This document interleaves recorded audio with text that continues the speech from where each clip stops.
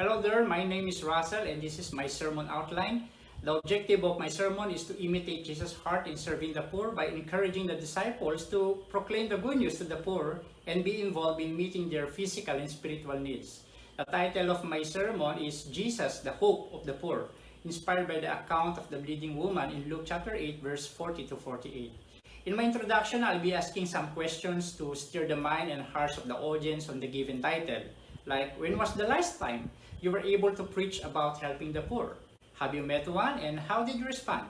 I'll share some global and local poverty data according to the World Bank and the implications of the COVID-19 pandemic to poverty. In fact, 1 out of 10 people in the world live on less than $2 a day. From the Old Testament to New Testament up to present time, there will always be poor in the land. Now, how will you respond to this reality? Jesus set an example for us to imitate. In Luke chapter 4 verse 18 to 19, when he opened and read Isaiah 61 verse 1 to 2, being anointed to proclaim the good news to the poor. A lot of stories in the Bible where Jesus showed his compassion to the poor. Let us learn from one of these stories. Let us learn from the story of the bleeding woman. I'll be sharing 2 points from this story. Point number 1, her only hope to meet her physical needs. The woman was bleeding for 12 years. She lost almost everything she had, material possessions and perhaps relationships, and yet she was not yet healed.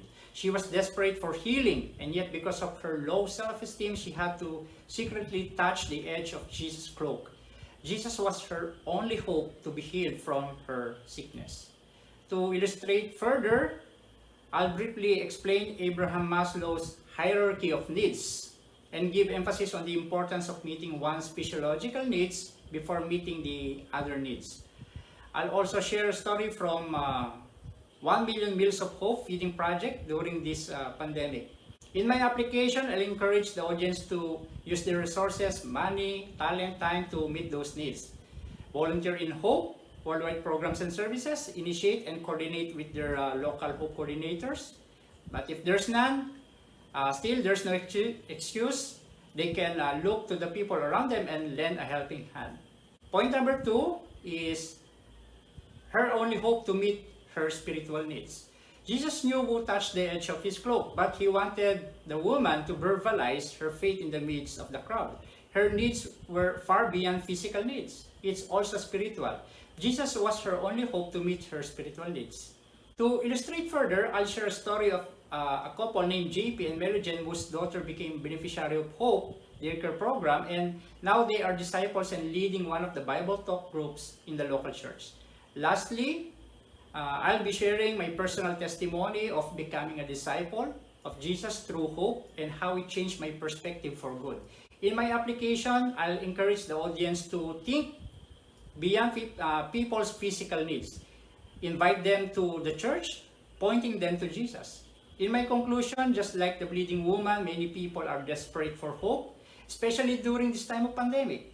But yes, Jesus is the hope of the poor, but as a disciple of Jesus, He can use us to become one. Finally, my call to action to my audience, I'll tell them to preach the cause of the poor more often, be involved to meeting both the physical and spiritual needs of the poor, and bring them to Jesus, the hope of the poor. This is my sermon outline. Thank you for listening. To God be the glory.